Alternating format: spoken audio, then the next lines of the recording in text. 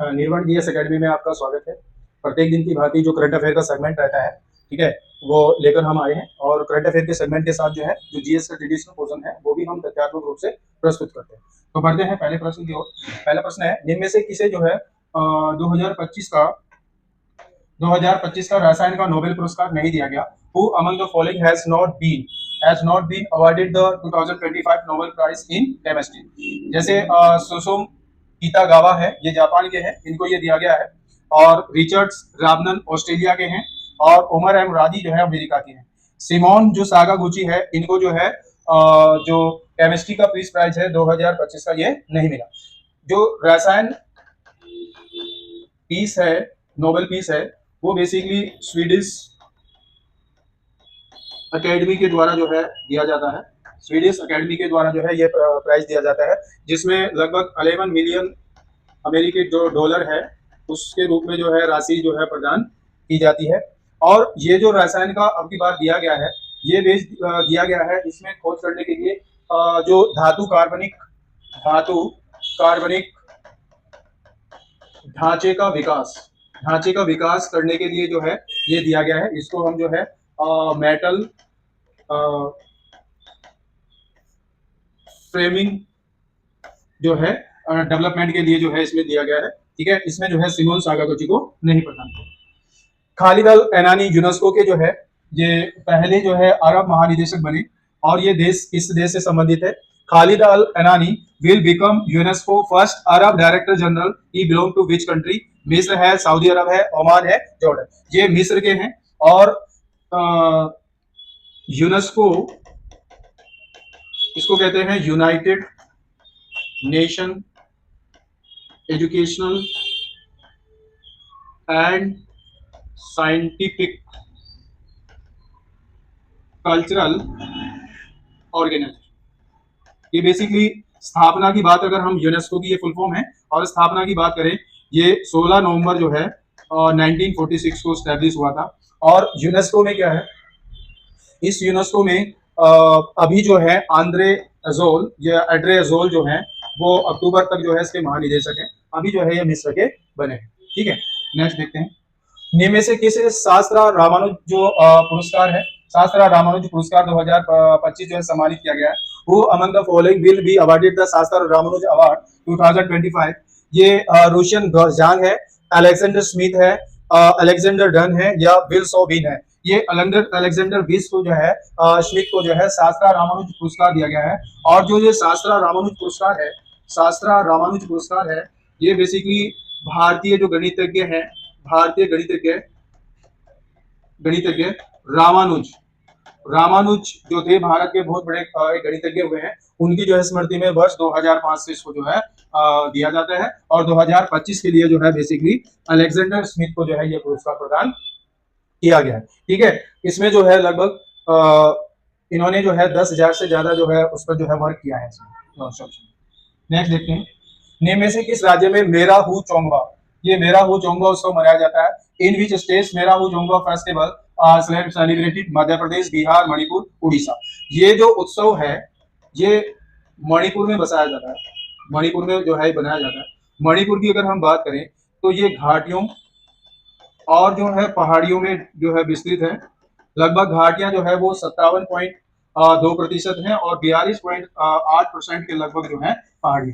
घाटियों में जो है कुकी लोग भी रहते हैं, मेदई लोग भी रहते हैं। कुकी की बात करें अगर हम कुकी की, तो कुकी में लगभग 97 से 98% जो लोग हैं वो ईसाई और 3% के लोग जो है दूसरे धर्मों से जो है संबंधित हैं। तो ये उत्सव जो है मणिपुर में जो है इसको जो है मनाया जाता है, ठीक है।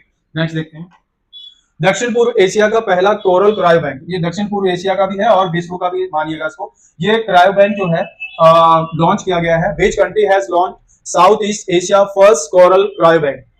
क्रायो बैंक का मतलब है मूंगे का घर टाइप जो है इसको रखा गया, जैसे मलेशिया, फिलीपींस है, सिंगापुर है, थाईलैंड। तो इसका आंसर हमारा फिलीपींस है और फिलीपींस में कोरल क्रायो बैंक जो है स्थापित किया गया है। यानी जो पारिस्थितिक तंत्र है उसमें इन कोरल रीफ की जो भूमिका होती है वो महत्वपूर्ण होती है और उसी के मद्देनजर फिलीपींस ने जो है ये क्रायो बैंक जो है स्थापित किया।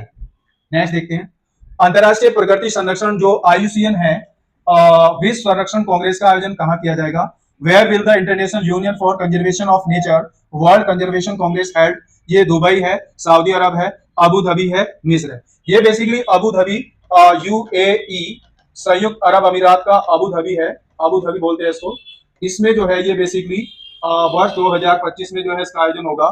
और ये जो वर्ल्ड कंजर्वेशन कांग्रेस है, जो वर्ल्ड कंजर्वेशन कांग्रेस है, ये विश्व का सबसे बड़ा प्राकृतिक संरक्षण का एक वो है, विश्व का सबसे बड़ा मतलब प्राकृतिक संरक्षण का एक मंच है, जिसका जो है हर 4 साल बाद जो है 4 साल बाद जो है इसका आयोजन जो है होता है। ठीक है, अगर वर्ल्ड जैसे आईयूसीएन है, आईयूसीएन की अगर हम बात करें तो इसकी स्थापना लगभग 1940 लगभग जो है 1949 के लगभग जो है, इस 48 के लगभग जो है 48 में इसकी स्थापना हुई। और स्विट्जरलैंड में जो है इसका क्या है, हेडक्वार्टर है।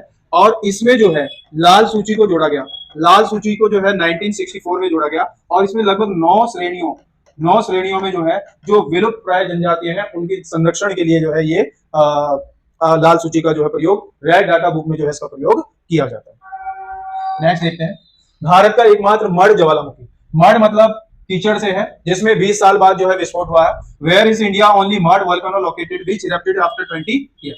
ये अंडमान निकोबार, लक्षद्वीप, शेषनाग पहाड़ी में से कोई। ये मड आइलैंड जो है बेसिकली आप चित्र के माध्यम से देख सकते हैं, और ये अंडमान निकोबार में। ठीक है, मड जो है इसको कीचड़ ज्वालामुखी भी कहते हैं, यानी इसमें जो है कीचड़ बड़ी मात्रा में जो है विस्फोटित होकर जो है निकल रहा है, अंडमान निकोबार में है। अंडमान निकोबार में ही भारत का जो है सबसे सक्रिय ज्वालामुखी जिसको हम बेसिकली बैरल कहते हैं, वो भी बेसिकली यही है। अच्छा, वहीं पर जो है नारकोंडम जो बेसिकली नॉर्थ अंडमान में है, नॉर्थ अंडमान में है, वो भी बेसिकली सुसुप्त ज्वालामुखी में आता है, बट 2004 की सुनामी के समय जो है वो एक्टिव हुआ था। ठीक है, इसमें अंडमान निकोबार हमारा है। ठीक है, अच्छा, और देखें अगर हम विश्व की बात करें तो विश्व में सबसे ऊंचा जो सक्रिय ज्वालामुखी है वो बेसिकली कोटोपैक्सी है। ठीक है, और सबसे ऊंचे की बात है, और अगर सबसे सक्रिय की बात आती है तो उसमें जो है अमेरिका का किलाउआ जो है अमेरिका का नंबर 1। नेक्स्ट देखते हैं, रक्षा मंत्री राजनाथ सिंह द्वारा लॉन्च की गई आफ्टर मी क्वेस, ये पुस्तक है, ये किसके द्वारा लिखी गई? The book title after me voice launch by defence minister Rajnath Singh, written by which of the following? Arundhati Roy, Salman Rushdie, MJ Akbar, Chetan Bhagat. ये जो है एमजे अकबर के द्वारा लिखित पुस्तक है, और इसमें राजनाथ सिंह ने जो है, यानी जो भारत के पड़ोसी देश है या भारत के जो दक्षिण पूर्व एशियाई देशों में इस तरह जो है जो राजनीतिक या लोकतंत्र के पर जो है बड़े पैमाने पर प्रहार हो रहा है, देशों में जो है उथल पुथल है, उसी चीज को लेकर लिखी गई है। और इसमें यह कहा गया है कि आफ्टर मी क्वेस का मतलब है कि आप अपने आसपास के चारों जो पड़ोसी देश है उनके देखने के बाद भारत की स्थिति को देख सकते हो, भारत कितने अच्छे तरीके से जो है मेंटेन किया। अच्छा, नेक्स्ट देखते हैं, किस राज्य में भारत की पहली वाणिज्यिक कोयला खदान जो है शुरू की गई? In which state has India first commercial coal mine been started? Arunachal Pradesh, Andhra Pradesh, Bihar, Manipur. ये बेसिकली जो है अरुणाचल प्रदेश में अभी शुरू की गई है। ठीक है, पहला स्टेट है भारत का जहां पर भारत की पहली वाणिज्य कोयला खान, क्योंकि कोयला जो है, कोयले को रीढ़ कहा जाता है, रीढ़ की हड्डी कहा जाता है इसकी बिजली उत्पादन लगभग जो है ये 74% जो है बिजली का उत्पादन इसी कोयले से होता है। और इसका लिए भारत की ये पहली वाणिज्य कोयला खान का जो है निर्माण अरुणाचल प्रदेश में हुआ। नेक्स्ट, किसे भौतिकी का नोबेल पुरस्कार 2025 नहीं दिया गया? Who among the following has not been awarded the 2025 Nobel prize in physics? ठीक है, जॉन क्लार्क हैं, इनको दिया गया है। मिशेल एच डेवेरोइट हैं, इनको भी दिया गया है। जॉन एम मार्टिनिस है, इनको भी दिया गया है। मैरी ई ब्रिनो को जो है, इनको जो है ये अवार्ड जो है नहीं दिया गया है। ठीक है, ये सभी जो तीनों हैं ये बेसिकली अमेरिका से हैं, और इनको जो है स्वीडिश अकेडमी, क्योंकि जो फिजिक्स का है वो स्वीडिश अकेडमी के द्वारा दिया जाता है।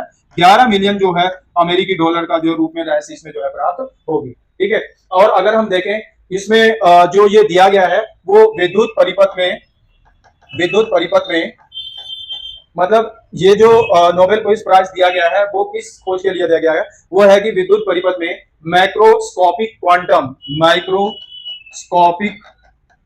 क्वांटम टेक्नोलॉजी के लिए जो है उसमें अद्भुतपूर्व वर्क करने के लिए जो है ये अवार्ड दिया गया।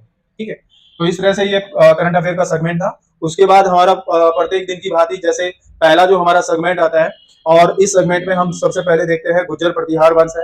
और गुर्जर प्रतिहार वंश की जो संस्थापक की अगर हम बात करें तो संस्थापक में नागभट्ट फर्स्ट यानी प्रथम आता है। इनको बेसिकली गोविंद राज, ये गोविंद थर्ड थे, राजपूत शासक इन्होंने जो है इसको पराजित कर दिया था, नागभट्ट प्रथम को जो है, जो गुर्जर प्रतिहार वंश के शासक थे। और ये त्रिदलीय संघर्ष में लेने वाले जो गुर्जर प्रतिहार वंश है वो त्रिदलीय संघर्ष में भाग लिया और उन्हें नागभट्ट प्रथम ने जो है इसमें लिया था। ठीक है, इसी में अगर आप देखें मिहिर भोज जो है ये इन्होंने जो है आदि वराह की जो है उपाधि, ये विष्णु की उपाधि है, इन्होंने जो है टाइटल को जो है प्राप्त किया था। आदि ग्रह की उपाधि को धारण करने वाले मिहिर भोज जो है प्रसिद्ध शासक थे।